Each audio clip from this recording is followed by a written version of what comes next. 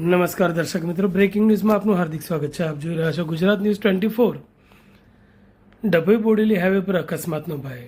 ટીંબી ફાટક પાસેના ગરનાળા પર રેલિંગના અભાવે વાહન ચાલકોના જીવ તાળવે. ડભોઈથી બોડેલીને જોડતો મુખ્ય માર્ગ, જે રાજ્યનો અત્યંત વ્યસ્ત સ્ટેટ હાઈવે ગણાય છે, ત્યાં હાલ ભયજનક સ્થિતિ સર્જાઈ રહી છે. ડભોઈ ટીંબી ફાટક પાસે આવેલા ગરનાળાની બંને બાજુ સુરક્ષા રેલિંગ ન હોવાના કારણે અને મોટા પાયે થયેલા ધોવાણને લીધે ગંભીર અકસ્માતની દહેશત વર્તાઈ રહી છે. સમસ્યાઓ એવી છે કે જે અકસ્માતને નોતરે. સુરક્ષા રેલિંગનો અભાવ છે. ગરનાળાની આગળ કે પાછળ કોઈ પણ પ્રકારની પ્રોટેક્શન વોલ કે રેલિંગ નથી. રાત્રિના સમયે અંધારામાં વાહન ચાલકોને ગરનાળાનો અંદાજ આવતો નથી. મોટું ધોવાણ. ગત ચોમાસા દરમિયાન ગરનાળાની આસપાસ જમીનનું મોટા પાયે ધોવાણ થયું છે. રસ્તાની બાજુમાં જ ઊંડો ખાડો પડી ગયો છે, જેમાં વાહનો ખાબકવાની ઘટનાઓ અવારનવાર બની રહી છે.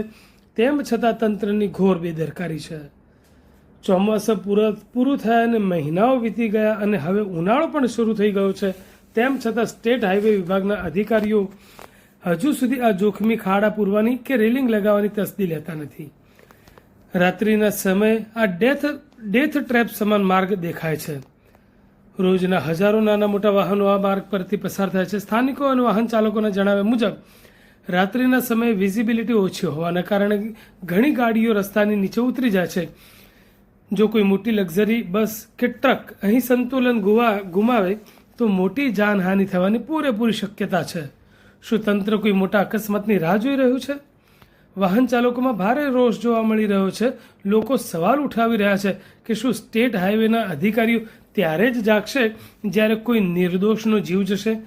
માંગણી વાહન ચાલકોની એવી છે કે સ્ટેટ હાઈવે વિભાગ દ્વારા વહેલી તકે આ ગરનાળા પાસે મજબૂત રેલિંગ લગાવવામાં આવે અને રોડનું જે ધોવાણ થયું છે તે માટી પુરાણ કરી સુરક્ષિત રસ્તો બનાવવામાં આવે.